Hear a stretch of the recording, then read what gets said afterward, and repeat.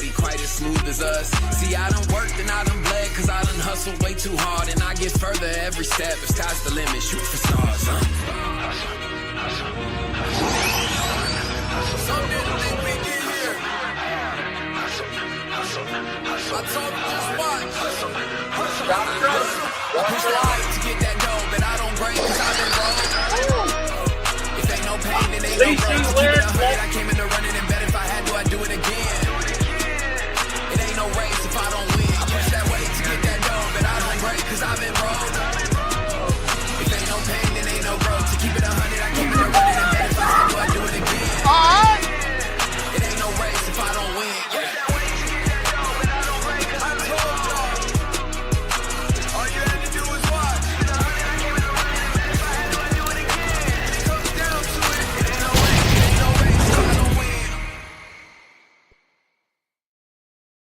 Hi. Hello. Hi. How are you doing today? Good. How are you? I'm doing fantastic. I'm very excited. Well, thanks for reaching out and getting me on here. I appreciate it. Heck yeah. So I know that y'all just did a live Yep. other day with Honcho talking about some of the things that are changing with Full Deck, Yes. which is the Speed's race. If you want to go ahead and get started and let that news kind of boil. Yeah, absolutely. So if you didn't see it, unfortunately, we cannot do it in Vegas. So within an hour, we had to come up with a solution, make a decision, get it out as quick as we could so it's not worse for everyone. So start off by, I've apologized enough, but I'll say it again. It was out of our control, but we have a plan. So the Super Speed Full Deck Reshuffle will be here in Dallas-Fort Worth. It is at our RCDRL track. It is in Grand Prairie, Texas. It's called The Strip at Traders Village. I've got tons of posts out with all the details. I'll tag CiCi in the most recent one. So it's going to be the same dates. It's the 24th and 25th, Friday, Saturday. We're going to try to get it done in one day, a day of testing and 1 day to race. Lot to do around here. It's going to be great. So your track fee is $35, same as it was if it was going to be in Vegas. The only difference here is you have to pay for parking where we're at. We lease, if you don't know, we lease the entire far end of the parking lot there. It is ours outright all year, so there are zero problems with making sure that the race will happen.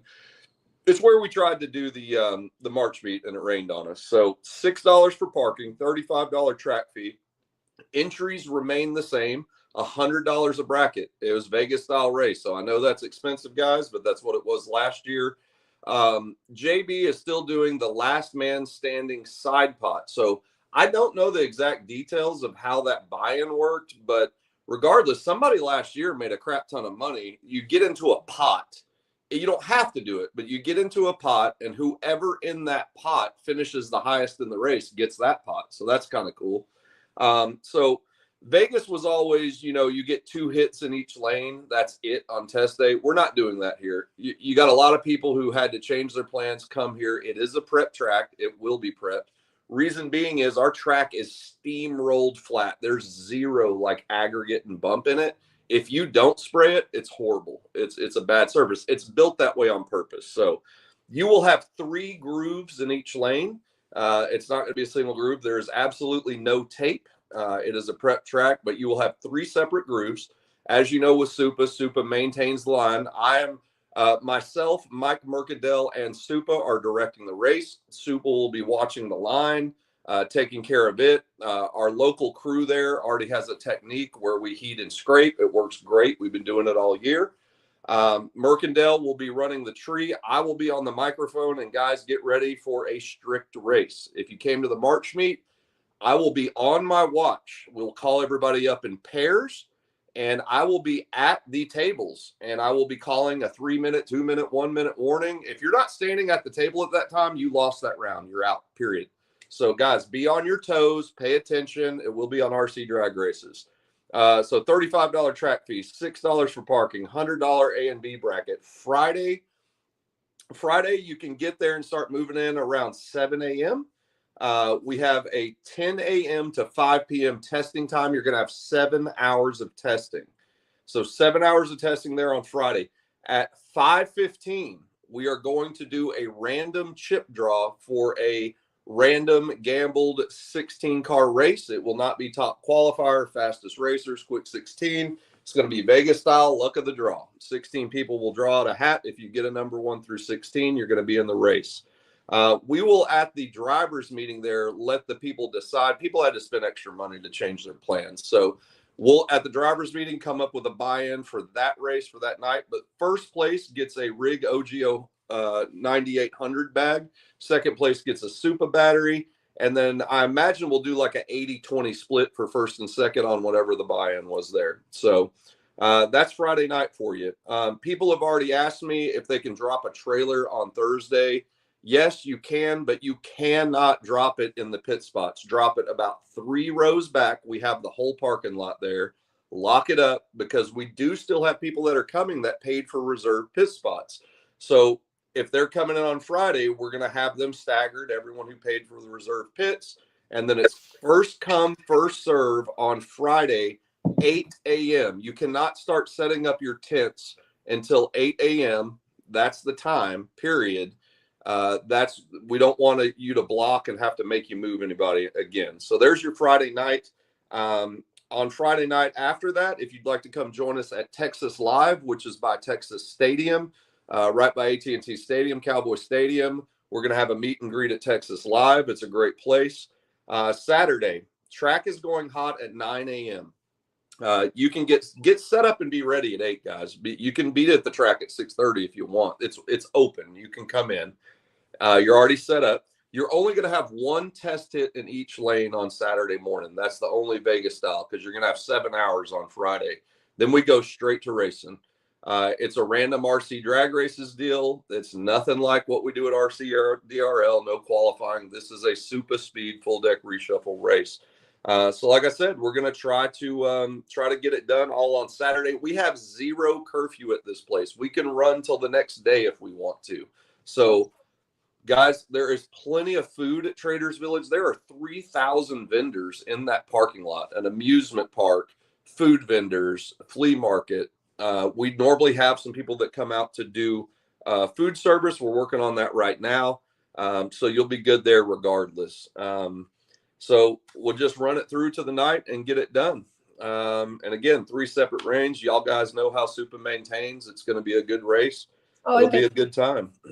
Yes, if Supa's at that line maintaining, the track's gonna be money for sure. Yep. So I don't know. I mean, it's unfortunate what happened, but you have to make a decision and keep it going. And I've already had a lot of feedback. A lot of people, they definitely had to spend more money, but they're coming anyway. So we appreciate that. I want to say a special thank you to Jason Donahue, Dustin Otto out at the 702 locals. They are doing a cash days in Vegas for the people who couldn't change their flights. And I just wanted everybody to understand there was no way we could do a race that size where they're racing. It would, there we go. Thank you, CiCi. So thank you guys out there. There was no way for us to do that. It wasn't sanctioned. There's not enough room.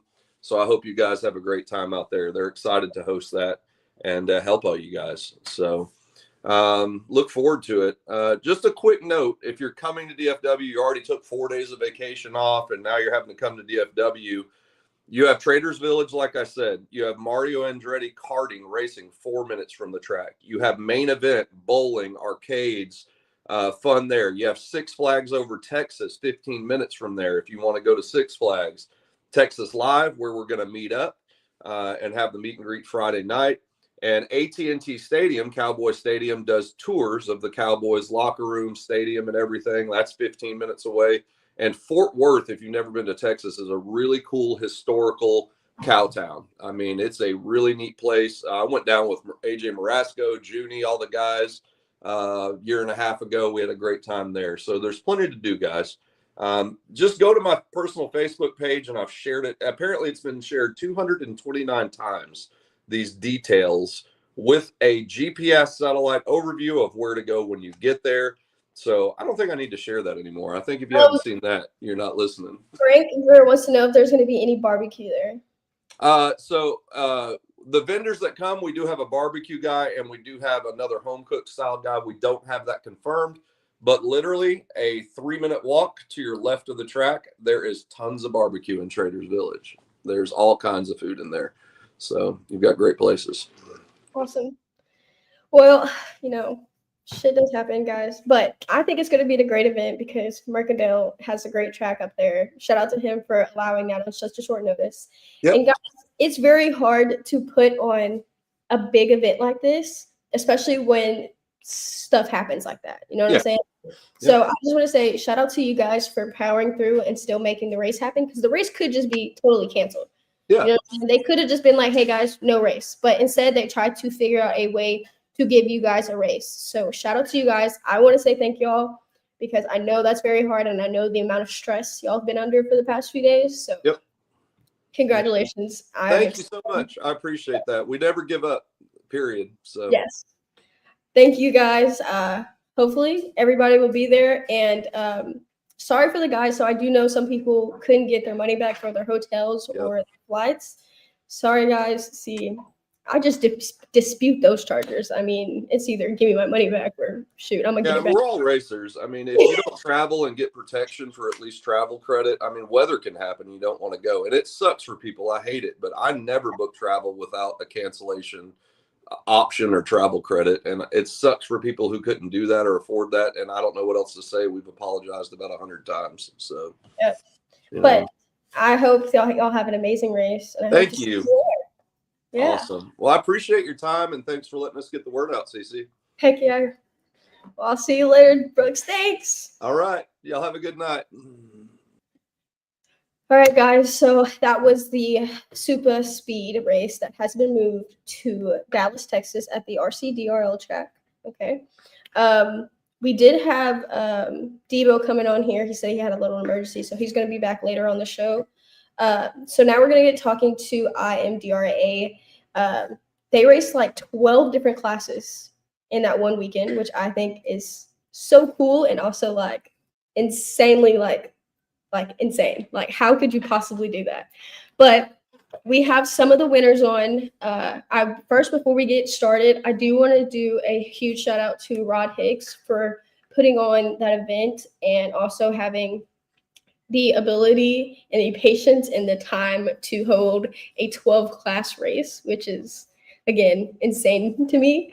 But huge shout out to Rod Hicks. There was a lot of records broken there. So, and by kids too, which I love even more. So let's get on to winners from this weekend. We got Eric, we got Carlos, and we got Melvin. What's up, guys? Hello, CiCi. Hey, guys.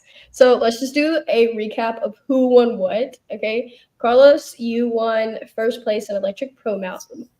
Congratulations. Melvin, you won first place in Nitro Funny Car. That's correct. So that's insane. Congrats. Thanks. And Eric, you won Quarter Scale Outlaw. So and body car. I ran 3 classes. I won body car class and I won the outlaw class. Yes, that's amazing. Congratulations, guys. One, I want to say that is very hard. I was watching y'all race and I was just like, first of all, why are half these cars bigger than my whole body? I don't even know how, but watching the quarter scale, I'm like, holy crap. And then the size of your tires, I'm like, I need real world references. You know what I'm saying? That was really cool to watch. Congratulations, guys. So first, let's just go ahead and talk about how was the all-around event? I've never been to IMDRA. Tell us a little about how the event was. Eric, if you want to start. Sure. I've been doing IMDRA now 4 years, and I love it. Actually, like anything, when we go to the line, we're not friends. We line up. We're racers. We're going to race each other. We're going to do what it takes to win. But the great news is afterwards, you know what? Pits will help each other. Actually, 2 nights, we all went to dinner, Mexican restaurant, and actually sat and had dinner with everybody. So the event, I think the best part we love about this event is the track. It's got to be the smoothest track we run on. I can actually set all my servos and track it. And when I go anywhere else, I know how bad the track is just by that. So surface-wise, smooth as possible. Surface prep all the time with Ron Hicks and the team there from IMRDA. Excellent. There's times we can't get traction, but I think that's because we're just putting too much horsepower down on the cars. So other than that, love the event. Been attending it now, like I said, for about 4 years. So. Wow. Melvin, was that your first time there at IMDRA? No, so I've been racing with IMDR since when they first started, 2004, 2005, something like that. But I actually started racing in 2004, my first time racing. But as far as the Colonial Beach race at Custom Tees, that was my second time there. We was there back in June, I believe, Eric, if I'm not mistaken. May. I think it was June. May. Okay, May. yeah, we were back there the first time in May, and I was blown away because of the surface, how smooth, how flat the surface was. There was no issues in either lane. Most of the time you go to a track, you got one lane that's going to be preferred over the other lane. And at this track, the lanes are equal, and it's just the best situation possible because there's basically everybody's pitting on pavement. And so a lot of times what we have is like at a lot of tracks, people pit in the grass.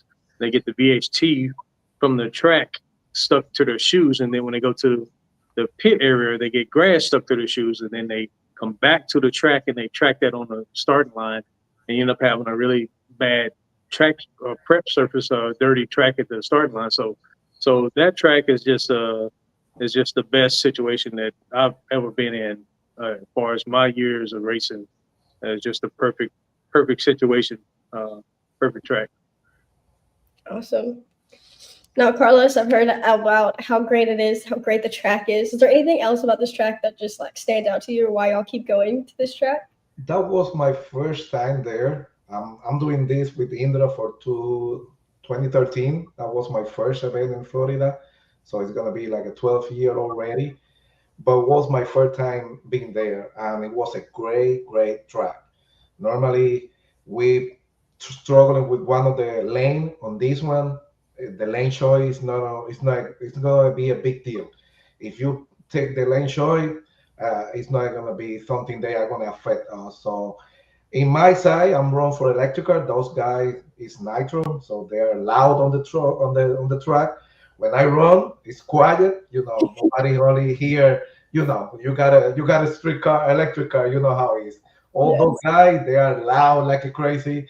But that's what we want. If we are in the track, we want to hear something. And this guy put a good show with that. So it was a good track. Hopefully they can run next year there. If they do it, I will be there.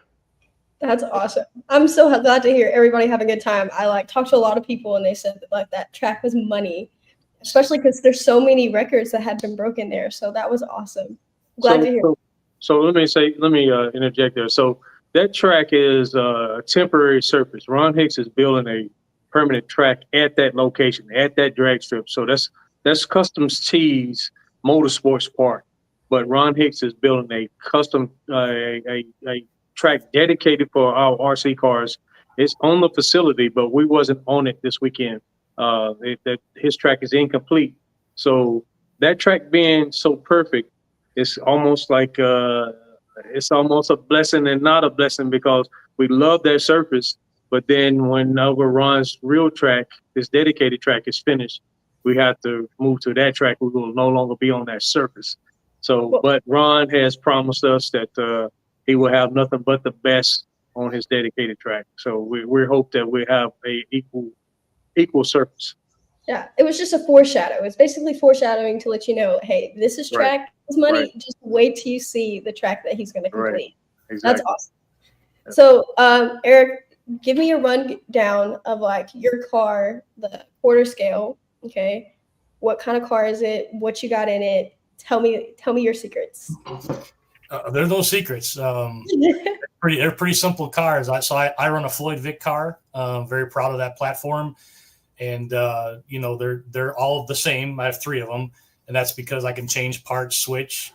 They're direct drive, so we run chain drive. So we run a clutch attached to a pinion, and then the pinion's with a chain drive to a gear in the back, and that's how they're set up and ran.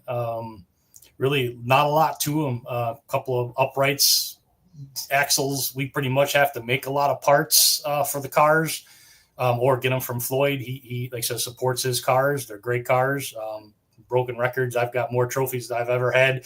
I actually have to find a new corner for all my hardware to look at Carlos. I'm going to have to really step up my game over there with the trophy.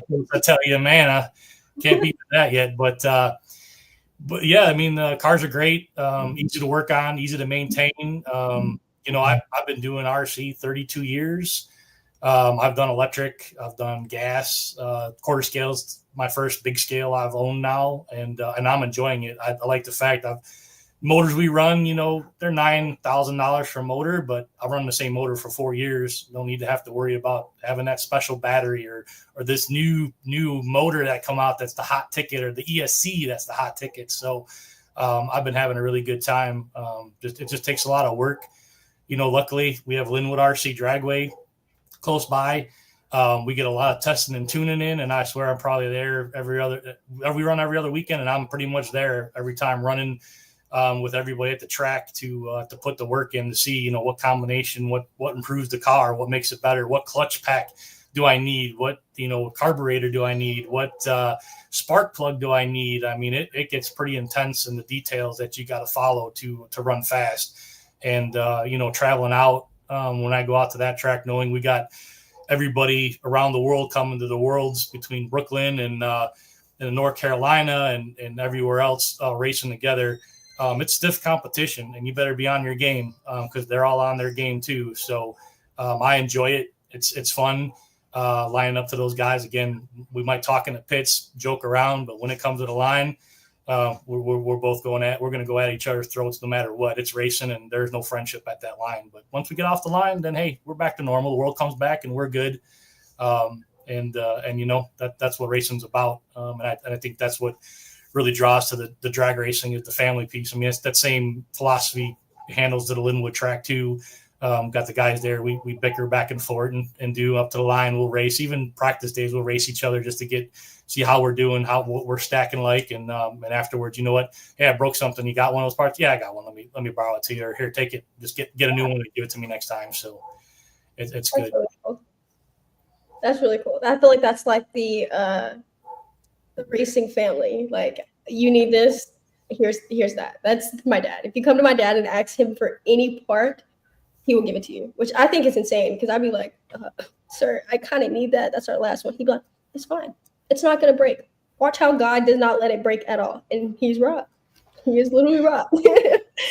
The quarter scale, I'll say, is a little bit different when we crash. So, 10th scale and that, they crash. That's I call those like little crashes. When we crash with the big car, it's not a crash. It's a wreck. You really destroy some stuff. I mean, I've tore up in my early career a body. I've torn up axles, tires, foam tires. I mean, our tires sometimes, they'll chunk and then they're done. Once you chunk them, they're foam. So, when you get to the quarter scale, I think the most nervous thing about quarter scale for me is don't crash. Please go straight. Please be in control, because it crashes. It's a wreck like a big car, and then you're trashing in the pits sometimes, depending on what's going on. So, 100%. Melvin, what car are you running? I run a 10 scale nitro funny car, and so ever since I started, even from day one, I've built my own cars. When I first started racing, I didn't know how to operate a milling machine or a lathe or anything like that, so I had a hand drill, and I got a saw, and I was sawing out parts, and I was doing everything manually. But since then, I've learned how to operate lathes and milling machines and whatnot. And so I manufacture my own car. My car is inspired by my car now. My current car is inspired by Brent Davis. When he first started racing, he questioned me. He said, because at the time I was running a car with side rails.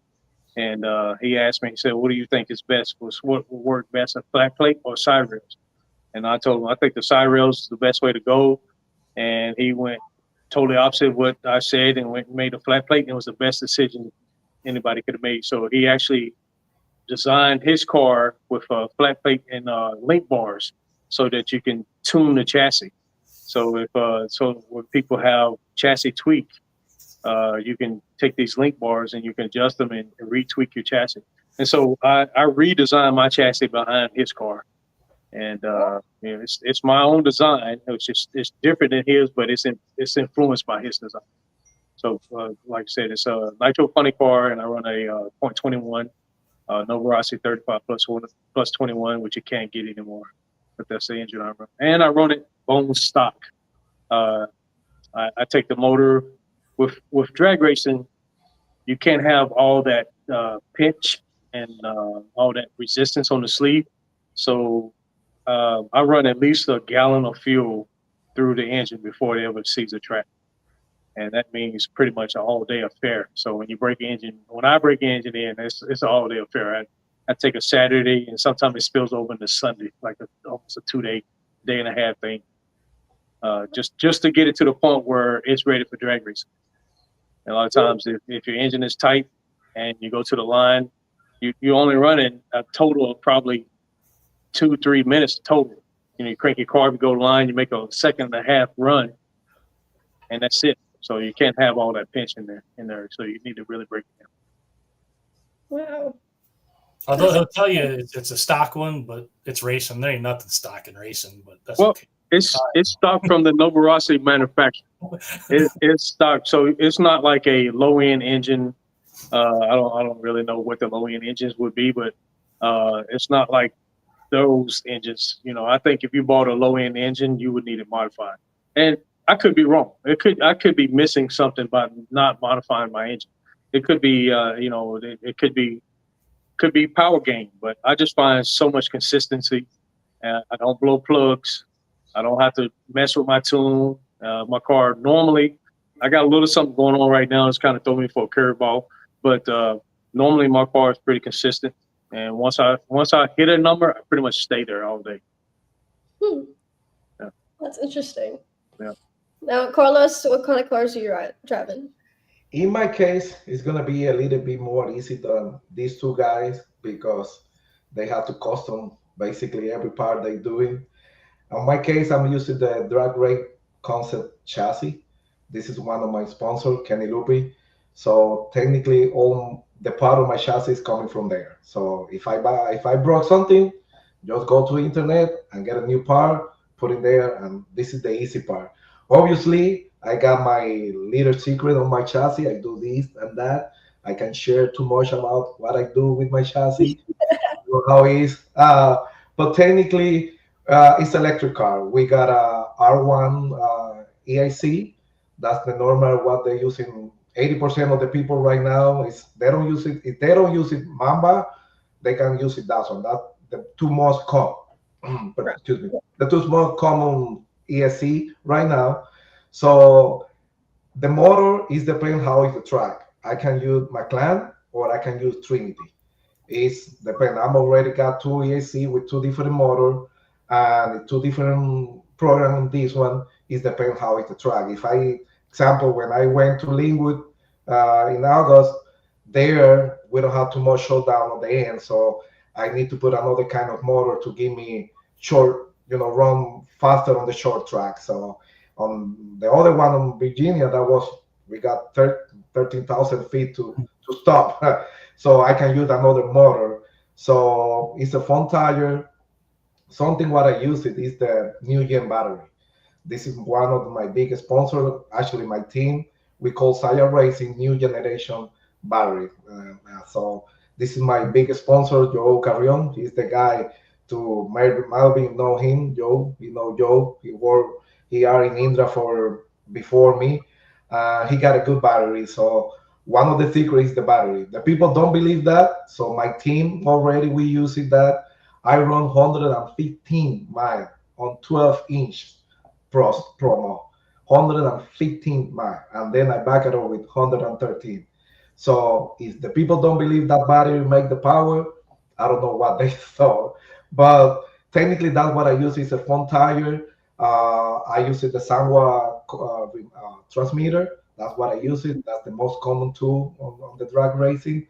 So I don't have, even whatever I do with my chassis, I don't do too many things. It's just put together what I got, a good program. Obviously, I spend time on my computer, now in the phone, up, this, up, down, timing, whatever we have. This guy just adjusted the carburetor. In my case, I had to work with boots, with everything. It's okay, CiCi. Don't.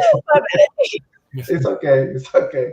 So in my case, I need to program my car. That part is a little bit complicated for someone, but that's what I do. This is, in my case, going to be, I guess, if you put beside the program, the chassis is going to be the easy part.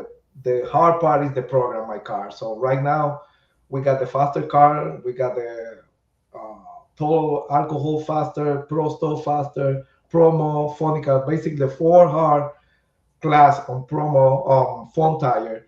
My team have a record already in IMDRA and also in the RC dealer. We are the faster right now. That's what I think.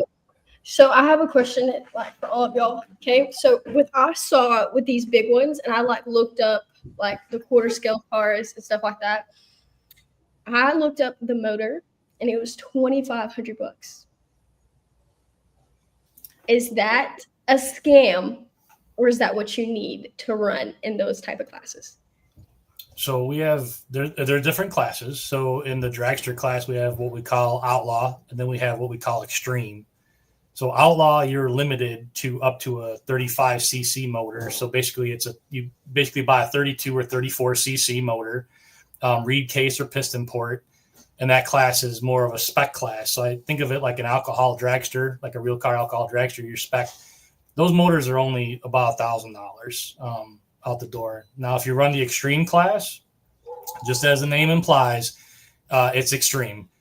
You can run up to I think they make a 96 cc motor, which is basically what you see on the mopeds and bikes and everything.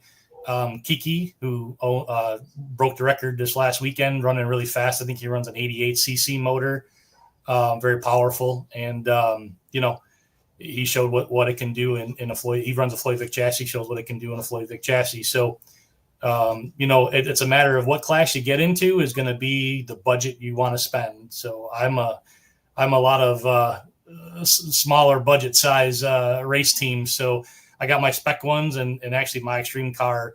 It's actually only like a 38 cc motor and I run it on, it's on nitrous. So, we spray it. And, at the end of the day, the way I look at that class is just like a Top Fuel. They make 10,000 horsepower. What the key is we all got to tune to the track and get it down. So that's really what it comes down to. So that's what kind of like makes me like wonder, like, is this like, do you have to have that most expensive motor that produces that much? Because sometimes you can have the best, which is 100 cc, right? But can the track normally hold that? That's the issue. You can have all the power, but can the track hold that? Well, I think it's like anything in racing, right? You can never have too much power. I think you want to have it in the bank because you don't know at that point you might need it, right? When you max out your power, you can't go anymore. You got nothing in the bank. Someone comes with something bigger and they can figure out how to get it down. Then you're kind of scrambling with your program to step up and try to do something. So I think if you get that power and you have it, it's always easier to detune than I think uptune in racing. So I think that's a lot of the philosophy a lot of racers have is just put that, and plus at the cost, when you spend that money, it's a one-time cost unless, the cases, things, they all can be rebuilt like a real one. You don't have to right away throw it away and buy a new one. You can rebuild it. So, the heads are swappable, the pistons, you can buy cranks, you can buy the rods, replace the broken parts, put it back together and be operational. So Melvin, do you feel like these races can be won with, I don't want to say low grade motors, but I'm saying like cheaper?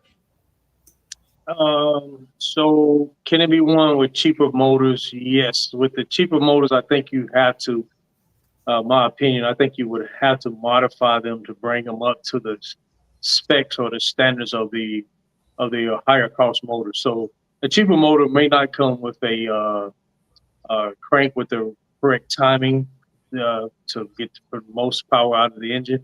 They might not come with the light crank where it's hollowed out when they put the silicon inside the crank, and then their ports may be such that the timing is off on the ports, where it may be for fuel economy and not for power. So I think you can take a cheaper motor and run just as hard, but it'd have to be modified, I believe, and maybe the cheaper motors may not be made out of the best material also. So with my motor, I can run my motor 5-6 years, the same motor, no problem. And, so it's more like when you're buying that $2,500 motor, it's more like an investment. Like that motor is going to be there till the end. Like you don't have to worry about that one thing. That's why you're spending $2,500 on it. Agreed. Well, yeah. You spend the money, it's your investment, right? You invested in it, and the upgrades from there, you could do whatever you want. I mean, a lot of times with our two cycles, a lot of times parts kind of share. So like you can go like the smaller motor and then later upgrade from like a 63 to like a 71 just by changing the head and piston, because the stroke of the crank might be the same. So there's a couple things you can do to upgrade later and go bigger without spending that money up front and save it for later and want to upgrade later. But it's like anything in racing. I mean, you're going to upgrade, and horsepower. You can never have enough horsepower. I don't care who you talk to. You never can have enough horsepower. You always want more. You always want to have more in the bank. Again, that way when the track is right and you can put it down, you're going to lay a number down. It's showing. Right. So since Dynatech's in here, another question is tires. Okay. I saw a lot of different tires. I saw itty bitty ones and I saw gigantic ones. Okay. So for the quarter scale, right? How big are your tires? So we are so in the spec classes, we are limited on the height of the tire. You can go up to, I think it's a 9.5, 10-inch tall, and then all the way down to only like a 6-inch tall tire. After that, you got to put new tires on. The width of the tire, you can go as wide as you want. So there's tires out there that are narrow and 2.5, and they go all the way up to almost 4 inches wide, 4.5. 5, I think we even get 5 or 6 inches up. Some people can get on the width of the tire. They're homemade tires. They're not something you can just buy. So people make those tires, and then you got to true them down to size. So the big thing for us is finding a tire truer to true them. Typically, like in my case, I have a lathe in my garage, and I'm using a lathe to true my tires down to get them to the size I want. So, and the foam is just a standard foam that is actually, I think, used in the heating and air conditioning. They insulate pipes with it in the industrial world. So, I feel like Dynatech. This was a question for you. They need someone to bring down their tires. Dynatech makes a great foam tires, guys. Well, he makes them for like our class, but I feel like he could get into other ones. You know what I'm saying? That's interesting because I saw those cars and I'm like, okay, so what's the height limit? Now I know if you're in that class, you would want them at 9, right? Because it all depends on your rollout and what the track takes, right? Because you got it's usually tire size works with gearing, so you want your rollout gearing all the kind of jive for your program that you're running. So there's times that you want smaller with different gearing, and then sometimes you want larger. And again, that could be starting line. You need a little bit taller tire to not hit as hard, right? Because the smaller tire is going to roll out quicker than a larger tire. So that's where you start getting into like tuning the car to the track. When you start getting into the tire size and width, how much you want as far as traction. So I know that. The few races I've run of road tires, like, okay, my tire can start like at like a 3.8, but when it starts hitting like 2, I need to adjust my prepping and prep a little looser so I can so I can get out the hole and not get stuck. That's what I know. Yeah, we can get stuck. We pretty much can get stuck in there too. And for us, the big thing is it wears and tears on our clutch because we got our clutches is what engages. So we're really putting a lot of work on our clutch when we get stuck. Now, batteries. Now, Carlos, you told us what battery you have. You believe in it. That's your main secret of your car right there. Got that battery.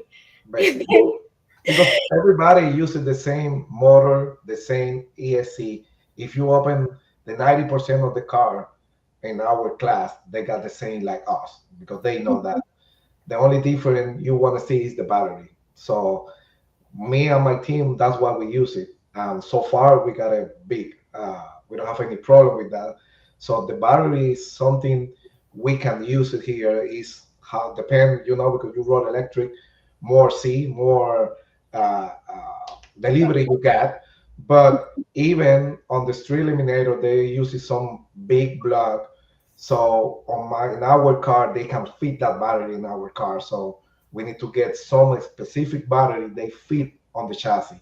It's different than the street eliminator. They got a good battery, but it's so heavy, just the battery. So I My, get the big thing. my Excuse me? battery, if my battery's not heavy, sometimes people put the heavy battery on their cars so they can have more weight downforce. I have a tiny 7K Peaky Tune battery. It's only like 140 grams. I would say that's pretty lot in my head. But I see that. What CC battery do you run? Right now, we run the 120C. It's gonna be. We used the 45 or 4,500 45 mAh. It's gonna be 45,000 with a 120C. That's what they're using. So it's gonna be something like a 6 inches, and it's thick battery because that's the only they can fit all the way down on our chassis. And it's a 2S. 2S. We run 2S. Technically, nobody run 3S anymore. Yeah, I know you can't run a 2S because you said you run an R1, so I knew you had to run a 2S. So Correct. 2S. You can't run a 3S on an R1. So yeah, it's everybody. That's one of the rules. We 2S. We don't have limit on the in the app. You can run whatever you want, but it's gonna be 2S. okay. Now, Melvin, what kind of battery do you run? So by being nitro, the battery for the receiver is really not that critical. So it's not like with this, we're not powering the motor. So it only just needs to have enough charge to run the receiver. So I basically run any no brand. It's no name. I just grab anything pretty much to just operate the receiver. Now for my son's car, he runs a not nitro. He runs an electric bracket rail car, and I have a battery in that. But I think I may give Joe a call and maybe get one of his batteries in my car. I'm glad Carlos brought that up because I think when we was at the Worlds, my son got in the finals on the B side, and he went to turn his car on, and the car didn't make the sound. I'm not an electric guy, so I'm only running electric just for him while he's young to get, hopefully get him over into the nitro class soon. But once the car didn't turn on, I didn't know what to do because I'm not an electric guy. And so we were pretty much dead in the water when he raced the finals. But I will be giving Joe a call to get one of his batteries in my car, my son's car. That was awesome. Yeah. Now, so I also heard this weekend that y'all weren't allowed to prep on the track. Is that like normal that you can't prep on the track and have to prep somewhere else? Is that very normal there? Yeah, that's that. I mean, for us on the quarter scale, we prep our tires. We prep them in the pit because we're using like belt dressing. Kofer is a big one too. I think 10 scale guys use the Kofer stuff, so that'll be the stuff we use. And a lot of times we prep them in the pits and then bring them to the line and then set them down. So we pretty much don't allow any prep on the starting line. And that's just so it doesn't build up and you have to do all that maintenance and stuff. Because I literally looked at your track and it looked like there was nothing on the ground, but it was already prepped. You know what I'm saying? Yeah. I just like that. That was really cool. I don't think my 10 scale could do that, but I like that. I like that a lot. Yeah. So when Ron Hicks prepped the track, it's really sticky. I mean, if you step out there, it's gonna rip your shoes off. If you got sandals on, they're gonna stick, and you're gonna have a hard time getting them off the track. And IMDRA is pretty strict about what kind of tire prep people use. They don't want to use anything that leaves a build up residue on the starting line because it changes the game for everybody else coming behind that person who don't run that type of tire prep. So they're pretty strict on what they allow to run on as far as tire prep. I use Kofer. I use just a standard Kofer.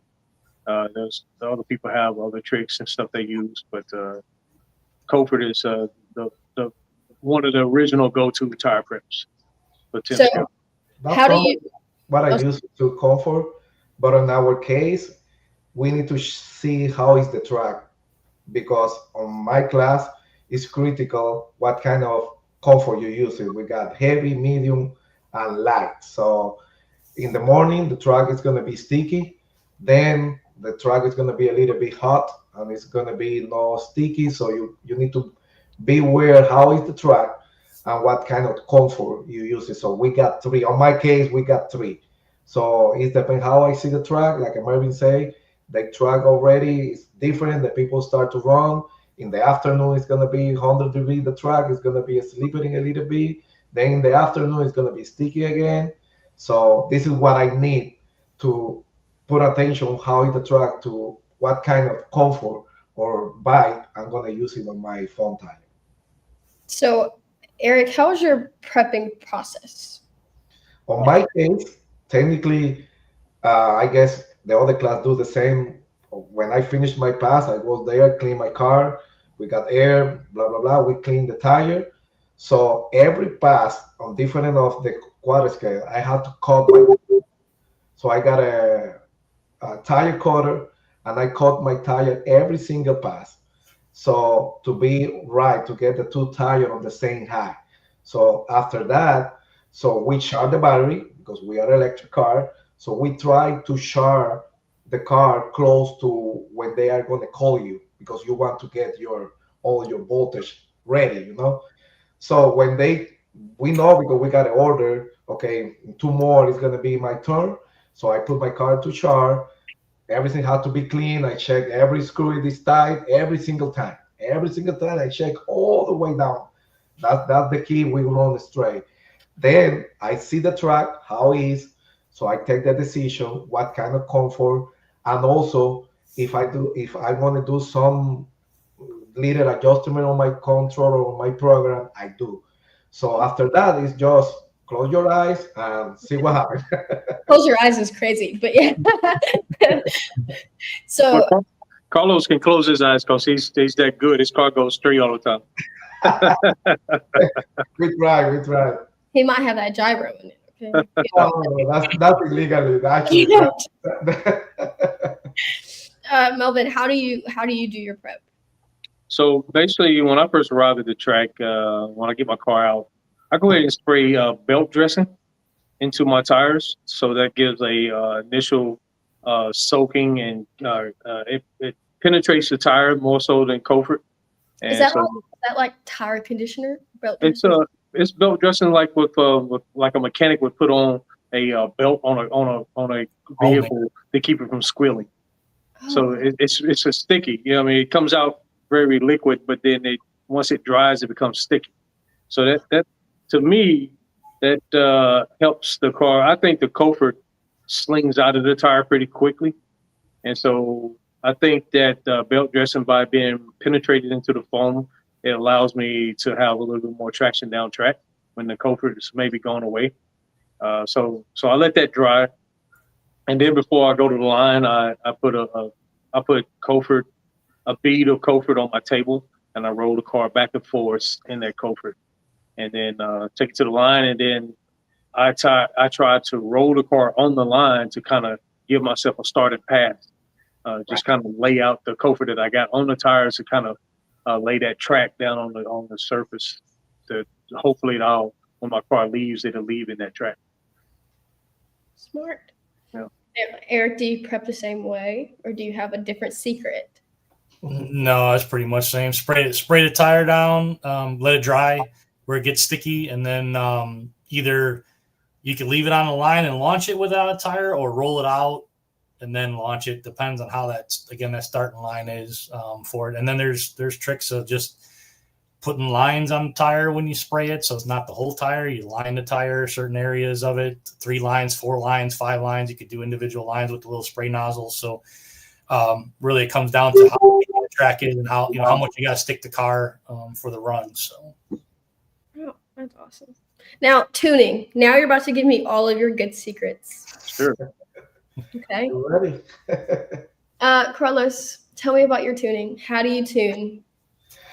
But basically, our electric car is like you program like a real car on the track. You got turbo, you got timing, you got boost. Yeah, So, I know you have an R1. I know how to tune an R1. Okay. so you know what we're talking. So tell me, what does your graph look like when you first get to the track? First dot in the ESC. Oh. Man, she really called you out there. Wow. No, Let me- I just need a little bit. First dot when you first get to the track, when you're trying to fill it out, but you also want a good, straight, fast pass. You know what I'm saying? So Carlos, act like you're a politician right now and answer that question. No, Yeah. no, don't act like a politician. The first thing you need to see how your car launch, because this is my saying. Sometimes less is much. It's better. Right. The people try to put on this electric car all the power because this AC have a lot. Sometimes I just tell you that take the power down, and you want to say thank you, Carlos. Take power down on the launch, and that's what, because you see everybody have problem on the first 10 feet of the track. If you pass the first 6, 7, 15 feet for the track, you are going to run straight, and that's one of the problems. Okay. First dot ESC. I don't know which one you want. So listen, you just made a great pass. You made it past the 10 foot. Your launch was amazing. Your launch could use a little bit more. Okay. Okay. What's your first dot in your ESC on the R1? You're ready to race. You're ready to race. Boom. You need a good pass right here. First dot ESC. Melvin, you don't want to answer for me?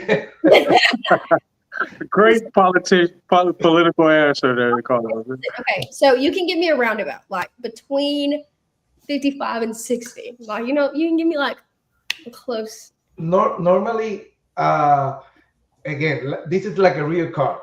What happens if you put too many boosts on the beginning? Okay, listen, Melvin, you told him to answer like a politic, and I didn't need you to do that, okay? Because now he doesn't want to give me a straight answer, and Carlos was ready to tell me everything. He was ready to tell me everything. No. I just tell you.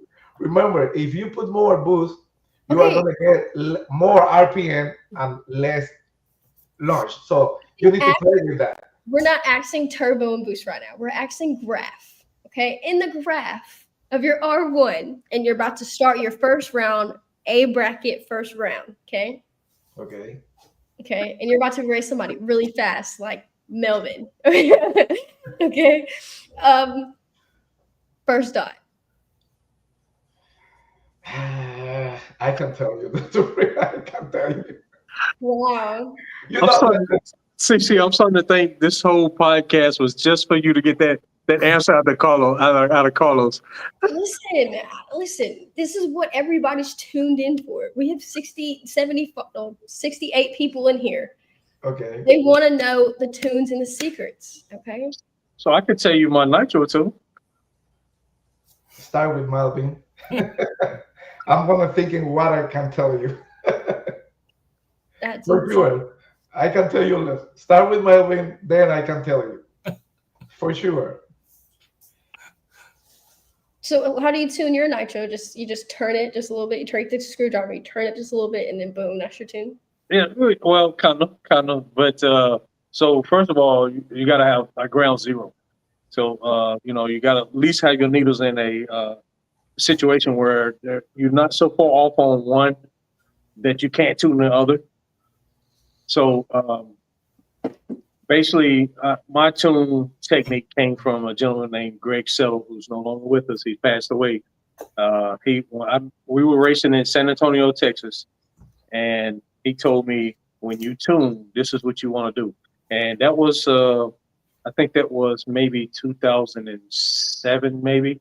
And I've been tuning that way ever since. But basically, he said, you want to hear the bottom end needle first before you go tweaking on the top end needle.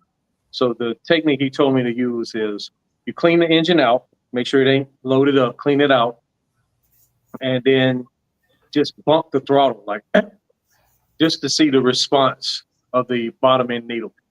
And so at that point, if you hear it, it sounds sloppy, then you want to lean it. If you go to hit it and it's just it's too lean, then you want to rich it. So once you do the initial blurp of the throttle, then you get your bottom end needle set. And then he said you want to clean it out again. And then now this time when you hit it, you want to hold it a little bit longer. I hear people in the pits that's sitting there motor to the moon. I don't do that because that's just free rev. That motor's free revving, no load on it.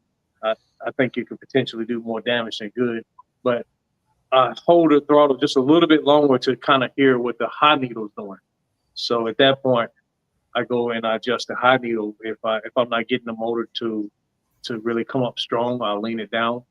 Or if it don't come back to a nice clean idle, I may richen it up. I might be able to lean. But Greg also mentioned that you want to kind of simulate what the car would do on the line. So if you're on the line, you clean your car out, and you set it down, you stand up, and you're going to wait for the race director to drop the timing system. So that little between the time that you last hit the throttle and the time you stand up, and then he drops the system and the lights come down, that could be every bit 2 seconds, maybe 3, maybe more.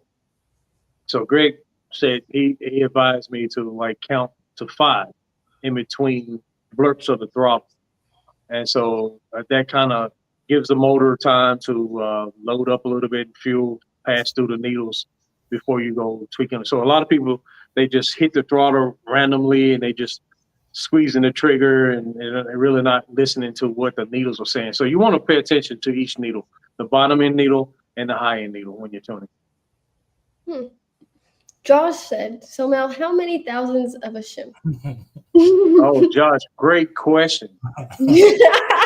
So Josh, I have a YouTube channel and you can search Mel Capone 54, one word, MELCAPONE 54, the number 54.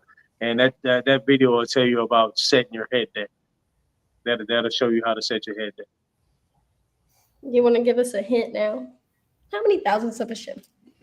How many thousands of a shim? So it's I think I've heard of people running 7,000 head deck clearance. I think that's too low. And I've heard of people running 30,000 head deck clearance, and I think that's too high. So what do you run? I run a head deck clearance that is, to my knowledge, and to my knowledge only. That's one of the things I won't share. I won't share my head deck. I won't share. Middle? Can you give us a middle between 7,000s and 30,000s? That's a true politician right there. That's it. Like honestly, I'll vote for you. I'll vote for you. That's one of the things that Okay. There are a few. I'll say this: most Nova Rossi motors, the head clearance from the factory is a 17.5. That's from the factory. That's where they send it out. If you check that true head, and checking the head deck is kind of tricky. You really need a really good technique. And I have a video on my YouTube channel that also specifies, it shows how to check your head deck. But that Nova Rossi and RB, when they were making those motors, they came out about 17,500. Wow. Melvin for president, y'all. He didn't tell us a darn secret. I did not like that at all. Oh no. Eric, will you tell us a secret? Let's see. What's the secret? You got a secret for us? No? Yeah, I got. Yes, there's tire size secrets. There's pipe length secrets. There's head deck secrets, and one. I'll say Byron Fuel. A secret that's gonna like seal the deal for my win when I come down there and race y'all. Yeah. I'll say that you have to put the time in and discover what it takes to run fast and take good notes.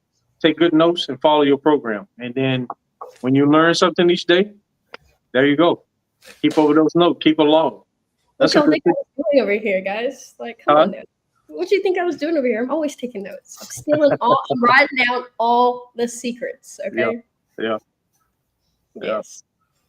Well, guys, we've reached an hour on live. I hope everybody felt like they got to say something out. This would be normally longer, but I don't want to burn off somebody else's time. Eric, anything else you want to share with us? Any secrets? I need a secret from you. 30 years doing this, you have like a billion secrets. Go ahead and tell us. Secrets. You need first off, aerospace bearings help a lot. And I'm not talking the ones that you can just go buy. I'm talking ones that are used in medical equipment because the tolerances are so great and so tight and so smooth that's free horsepower. And then what's another secret? I think in the motors, a lot of people like to talk about in 2 cycles. We talk about squish a lot in the squish band, and a lot of people. And I'm going to put this out there because nobody talks about it, but they wonder how I run fast. And that is, I got a lathe and I cut my own squish band, and by changing the angle of that squish band will change either motor characteristics of what you want it to do. And that is a huge secret that I just let out the bag to a lot of people if they're watching, because they probably didn't think about it. But that little bit will make a motor RPM or not RPM or mid size. So yeah, that's all I'll give you right now. And then for us for tuning, we're archaic, man. We just got 2 needles, a low and a high, and a little set screw for the idles. So we're archaic in our world, which is good. Yeah. It makes it easy, simple. Yeah. That was a good secret. See, I'm voting Eric. Okay? Because, I like an honest one. You know what I'm saying? I like someone to tell me. Sorry, Melvin. Yes. But before we get off here, guys, do y'all have any sponsors y'all would like to thank? Eric? For me, I'm not a full sponsored person. I try to stay neutral because I like to try other products and that. But I will say a lot of people who help my program. One, Linwood Dragway RC is a local RC. They're a huge sponsor. Let us race. And then I run Floyd Vic Chassis. So I'm going to definitely give a shout out to Floyd Vic Chassis and all his stuff. His chassis is phenomenal for my program and love it. So that's who I got in the bank. And VP Fuels, we run VP for fuels. So that's what I have. Awesome. Melvin? So I don't have any sponsors now, but for many years I was sponsored by Byron's Fuel, and I was sponsored by Nitro Dynamics. Eric Selesky, that he's passed away. And also for many years I was sponsored by Mike Smith Tires, and Mike Smith is his tires are incredible. I still have some left over, and but you can no longer get Mike Smith tires anymore. I'm not sure what the situation is with that, but luckily I still have a few sets left over. But I also like to give a lot of recognition to Floyd Vic. Floyd Vic is the one that started IMDRA, and I've seen many associations come, many races come, and many racers and many associations leave. And so Floyd Vic and Ron Hicks, big shout out to Ron Hicks for keeping IMDRA going. So I like to give those guys special recognition. Heck yeah. Carlos? I'm a sponsor for Drag Race Concert. They give me some discount on his part. And I'm full sponsor for New Gen Battery. When I need a battery, always they say yes. And also my left and my right pocket. That's what the most helped me, because sometimes when we do a trip like a 12-hour each way, and all what we spend over there is coming for my pocket. So that's the big sponsor for me. I get the same with the other guy. So, but we got a lot of people there, but we need more sponsor, not exactly for us. We need people to sponsor the track. At the end, we can get reward like some kind of money or gift or something like that. If the people won, we deserve that. So that's the only we're waiting. I want to get this in our association. But right now, this is what I got. Drive Race Concert and New Gen Battery. Family is probably our biggest sponsors that we have is our family, because they allow us to do this. We travel away from them for a while. We don't see them. If they do come, great. But our families really are the ones that sponsor big time, probably the biggest sponsors of all of us here for what we do. So, yeah. right. Yeah. You're right. Shout out to my mama. Period. That's my mama. Shout out to her. And shout out to RC Speed Secrets, highlight sponsor for the day. You know, guys, if you don't have RC Speed Secrets in your bearing in your car, the bearings, you know what I'm saying? You see, Carlos knows what's up. That's why Carlos is fast. That's why he got all those trophies, because he got RC Speed Secrets in his car. I'm just saying. So Melvin, I know you didn't want to share any secrets, right? But I have a secret for you, and it's an RC Speed secret. And the reason why it's secret is because when you put it on your car, you're gonna go fast every time. Okay. I'm just saying, you should put them in your car. Okay? I'll check it out. I will check it out. And I'll bet you drop down a tip. We'll see. I'll definitely check that out. Heck yeah, guys. Well, congratulations. Shout out to Rod Hicks for hosting this amazing event. Shout out to you guys for winning and bringing home some money to your sponsor family. But thanks for joining me, guys. I hope you all have a great night. Thank All you. right. Thank you. Thank you for having us. And if you're watching still, guys, the webs are about to go live with Mark Vine right now. So go check that out. Bye, guys. All right. Bye.